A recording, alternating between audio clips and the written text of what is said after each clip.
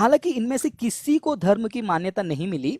इन सब के लिए सरकार 7वें कॉलम में एक अलग धर्म कोड का ऑप्शन दे। इसका नाम ट्राइबल रिलीजन होना चाहिए ताकि आदिवासियों की पहचान बची रहे।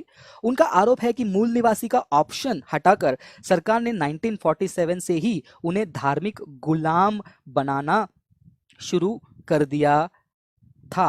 आगे पढ़ें। आदिवासी प्रतिनिधियों का मानना है कि देश के विभिन्न आदिवासी समुदाय में धार्मिक रीति रिवाज काफी हद तक एक जैसे ही होते हैं और सभी समुदाय मूलतः प्रकृति के पूजक होते हैं और उनके दार्शनिक सोच विचार भी लगभग एक जैसे हैं। तो यहाँ पर जो प्रतिनिधि हैं आदिवासियों के, वो सिर्फ एक पर्टिकुलर ग्रुप के बारे में नहीं बात करें, क्योंकि कुछ लोग बाद में इसको ड्रामा बना सकते हैं, नहीं नहीं ये ग्रुप आदिवासी लोग जो हैं राइस बैग के लिए, समोसे के लिए कन्वर्ट हो गए, इसलिए वो लोग ऐसे बयान को दे रहे हैं। यहाँ पर बहुत सारे राज्यों के प्रतिनिधि आए हैं और उनमें से एक दो कार्यकर्ता प्रतिनिधि का जो शब्द है उसमें सब लोग सहमत हैं। आगे के आर्टिकल में आप पढ़ते हैं, ये लोग सफाई से कह रहे हैं कि उनका खुद का धर्म है, उनका खुद का रीति रिवाज है और उनको बाकी चीजों से जो है कोई लेना देना नहीं है। आगे पढ़िए, आगे आपको और समझ में आएगा। आगे देखिए, वहां पर दो चीजें मैंने हैवी हाईलाइट किया है रेड कलर में, आपको समझेगा। झारखंड के सरना आदिवासी इस मांग को लेकर कई सालों से संघर्ष कर रहे हैं। वो मांग कर रहे हैं कि जनगणना में उनके आगे हिंदू न लिखा जाए। क्या पढ़ा आपने? वो मांग रहे हैं कि उनके रिलीजन के सामने हिंदू लिखा नहीं जाना चाहिए। आगे देखिए क्या लिखा है। उनका साफ कहना है कि हिंदू धर्म से उनका कोई लेना देना नहीं है और उनका धर्म सरना है। इस समुदाय के छोटे लोग छोटा नागपुर क्षेत्र में रहते हैं। क्या सुना आपने? हिंदू धर्म से उनका कोई लेना देना नहीं, आदिवासियों का हिंदू धर्म से कोई लेना देना नहीं है। तो फिर क्यों ऐसे जो कट्टरवादी हैं, जो फ्रिंज एलिमेंट्स हैं, ऐसे झूठ को फैलाते हैं, प्रोपोगेंडा फैलाते हैं और जबरदस्ती किसी और रिलीजन वालों को वो लोग धर्मांतरण कर रहे हैं? अगर ये देश में कोई सच्चा धर्मांतरण, जबरन धर्मांतरण कर रहा है तो वो हम नहीं हैं, वो ये जो फ्रिंज एलिमेंट हैं जो अपने आप को हिंदुत्ववादी कहलाते हैं, वो हिंदुओं के लिए भी जो है बदनाम का कारण बन रहे हैं, क्योंकि उनका काम एक नीति से जुड़ा हुआ है, उनका काम में एक एजेंडा है, प्रोपोगेंडा है और ये लोग फंडेड हैं। फॉरेन से इनको पैसा आता है भारत देश की संस्कृति को, भारत देश के प्रेम भरे भाईचारा को, कॉन्स्टिट्यूशन को, संविधान को वो बिगाड़ दे और खराब कर दे। एक बहुराष्ट्रीय कंपनी में काम करने वाले चंद्रेश ने द वायर से बात करते हुए कहा, यहाँ पर एक बहुत बड़े मल्टीनेशनल कंपनी में एक व्यक्ति काम करते हैं जो इसी आदिवासी समुदाय से जुड़े हुए हैं। वो उन्होंने जर्नलिस्ट को क्या कहा, खुद के अनुभव को साझा किया। वो बताते हैं कि जब 2011 में जनगणना हो रही थी, धर्म कोड में अन्य का ऑप्शन नहीं था और उनके आपत्ति जताने के बावजूद भी उन्हें हिंदू को चुनने के लिए कहा गया था, जिसे उन्होंने साफ मना कर दिया था। देख रहे हैं आप लोग, जबरदस्ती जबरदस्ती आप लोग यहाँ पर देख रहे हो कि इनको क्या कर रहे हैं, हिंदू धर्म चुनना पड़ रहा है। ये जबरदस्ती धर्मांतरण होता है मेरे प्रिय भाई बहनों। आगे सुनिए, आगे क्या लिखा है। आगे लिखते हैं, वे आगे कहते हैं, मेरी शादी का ऑनलाइन रजिस्ट्रेशन कराते समय भी धर्म कोड में कोई ऑप्शन ना होने की वजह से मजबूरन, शब्दों को ध्यान दीजिए, मजबूरन हिंदू धर्म को चुनना पड़ा। हालांकि जब सर्टिफिकेट मिला तो उसमें धर्म का कोई जिक्र नहीं था।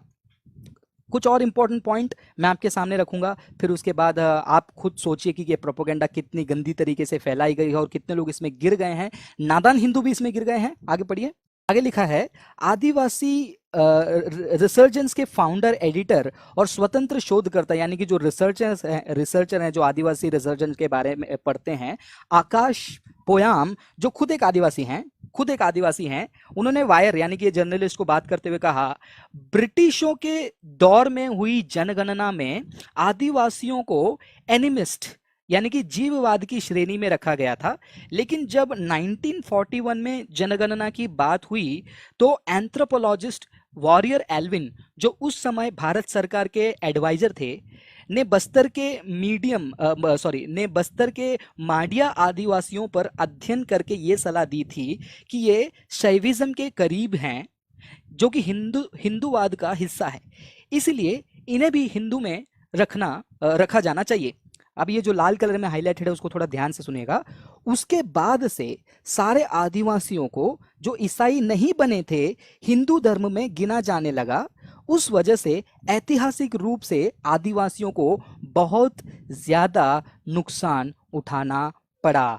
आप अगर आप हिंदी समझते हैं तो आप समझ गए होंगे। उसके बाद से सारे आदिवासियों को, जो ईसाई नहीं बने थे, हिंदू धर्म में गिने जाने लगा।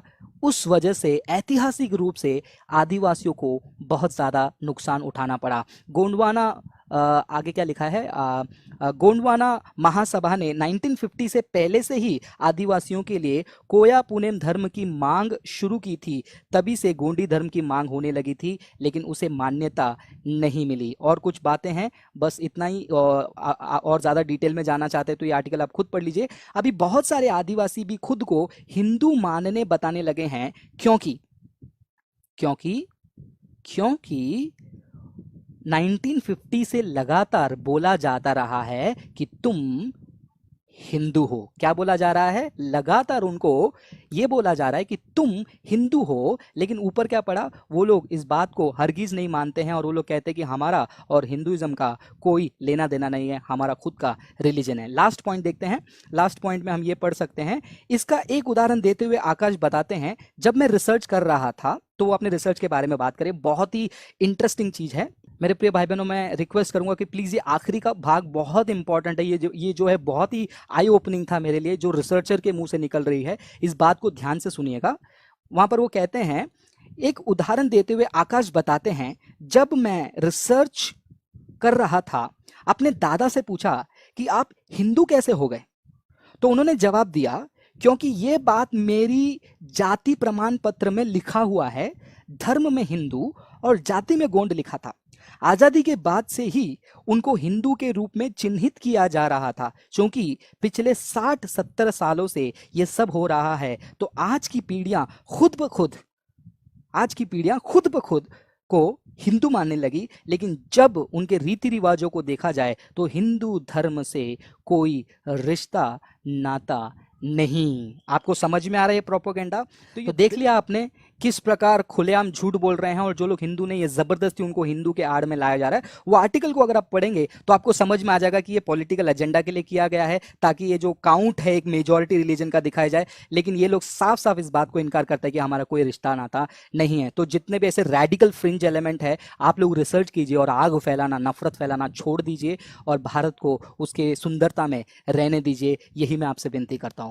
और जितने क्रिश्चियन भाई बहन देख रहे हैं, हो सके तो इस पार्ट को कट करके जितना हो सके इसको वायरल कीजिए, जितना हो सके उतना शेयर कीजिए, लोगों को पता चले सच क्या है, झूठ।